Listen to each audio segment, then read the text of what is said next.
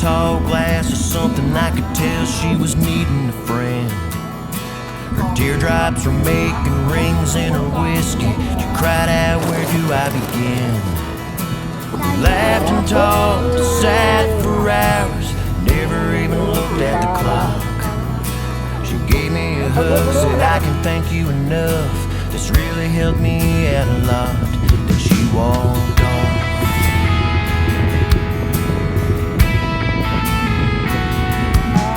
I let her get just barely out of sight before saying I don't want you to leave.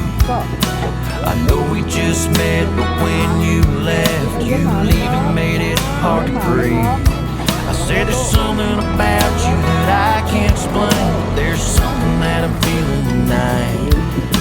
This could be a sign, and if I'm right, this is one of the